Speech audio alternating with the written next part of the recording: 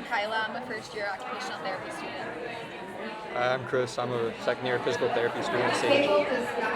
I'm Sarah. I'm a third-year counseling graduate student. I'm Jessica. I'm a dietetic intern at Sage College. Okay. And I'm Ken, and I got Scleroderma. So we're good. Do you have any trouble finding this gym today? I did, actually. Isn't it hard? It's hard to find. Underground.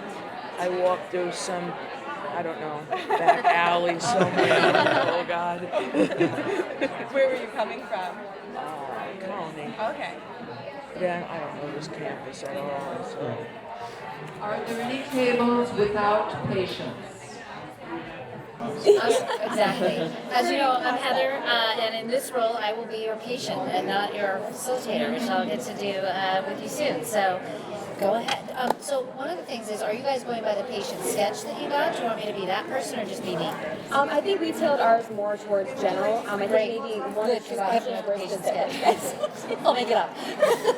So I will pass this around just because I have already participated in this, so I want you guys to get a chance. So I will make it bigger, and then you can ask your questions from here.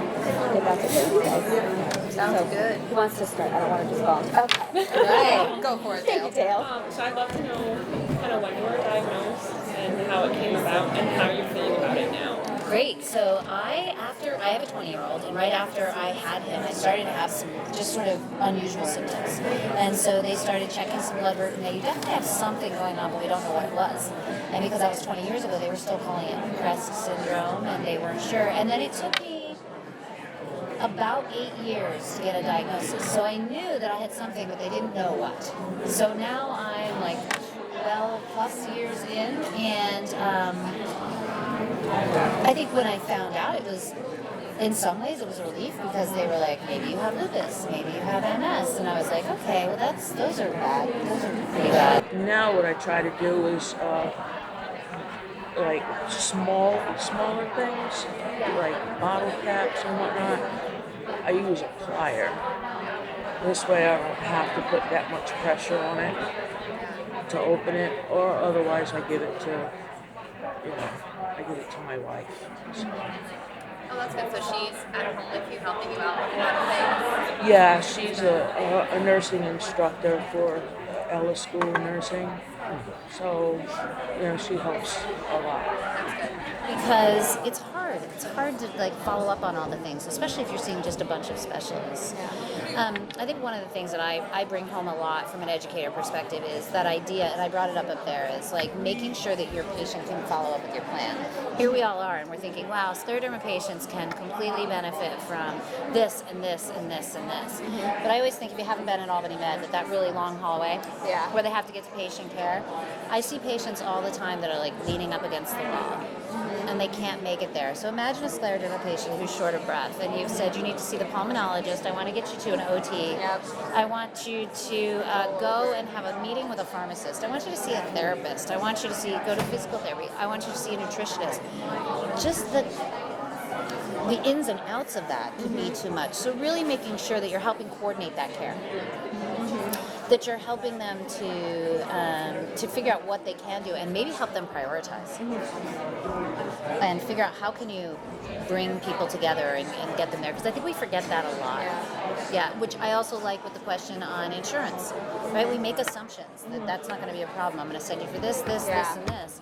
But if that's $400 in co-pays for the year, that might not be sustainable. Mm-hmm. Especially for somebody who may be on disability as a result of their illness. Whether that's scleroderma or any other person that you're meeting. I think that's really key. And you can get a lot of that by impact on life. So, say that again? Role loss? Yes. So I just think that it would be important as an interdisciplinary team to kind of address, so you're a mother and an educator and all of these things, and how, depending on how advanced the disease would be, how it would impact your roles and how you're able to cope with the loss or adaptations of those roles. I think that's great, and I remember this one really specific instance when my son was in he was probably in like middle school, and they were planning this tubing party. And they're like, "You want to go?" And I was like, "Yeah, no, I'm gonna absolutely skip the snow tubing party.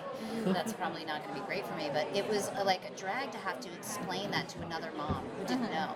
She wasn't somebody I was really friends with, you know. She wasn't, or just sitting like on the soccer field all those years with like, you know, people would, it'd be like May, and I'd be the only one with like, you know, there's snow. This whole journey has shaped my personality in terms of accepting the fact that chronic disease does not define me.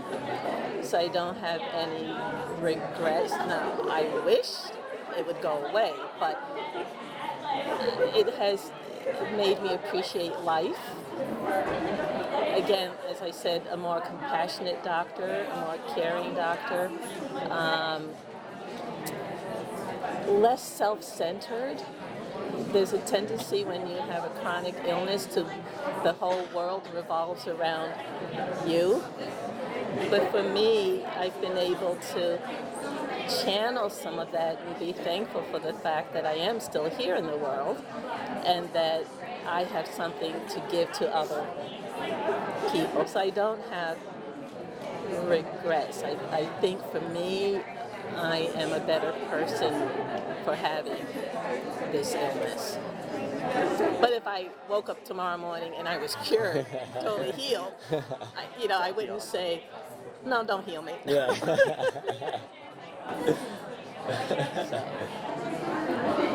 When you first learned of your diagnosis, did you feel very much isolated? And if you did, what were some ways that you felt like you couldn't do in order for others to know? Did you feel like you had to hide it more? So you have another 5 minutes or so. It was difficult to hide the fingers because I wore gloves in public. But I didn't want to talk about it. So I just stuffed it. And I was depressed about it for quite a long time and just thought if I didn't talk about it, it would go away. Until that day when I just decided I was done with complaining and to get on with my life. But no, I didn't talk to him.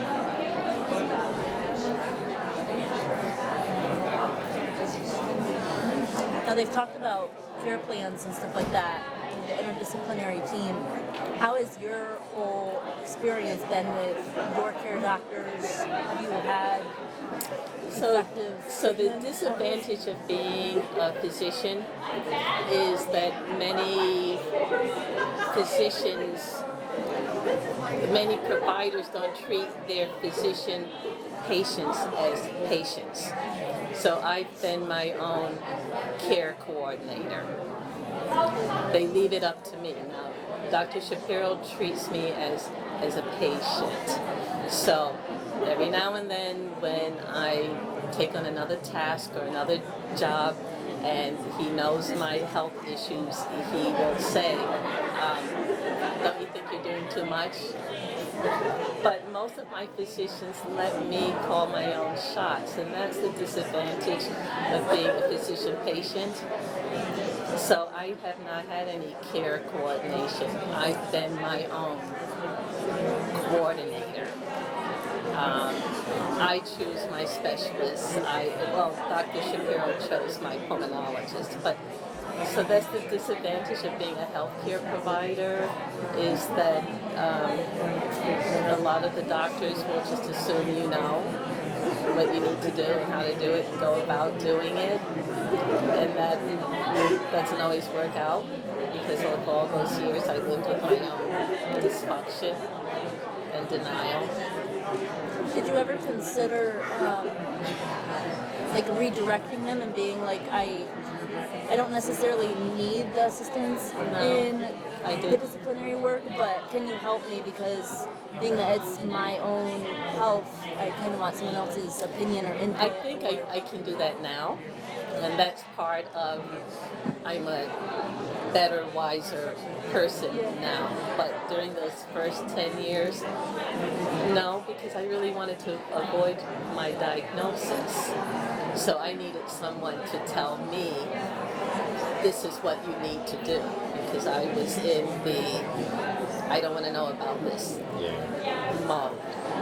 At this point, I could, but in those early stages, no. So are you in need of like a physical therapist or occupational therapist or anything like that? What I do to keep myself together, I have a massage therapist for my fibromyalgia and whatever else ails me. I now see a chiropractor for my cervical disc disease. He has put me on an anti-inflammatory diet, which I actually requested. And what does that consist of? This particular diet is no grains. Now, I relapsed. I'm back on it. I can have any meat product, animal product other than pork, as long as it's wild pork, I can't even say that word, grass-fed cows, chickens, so I can have all of that. I can have all of the vegetables I want, except limit the starchy vegetables and only 1 cup of fruit a day.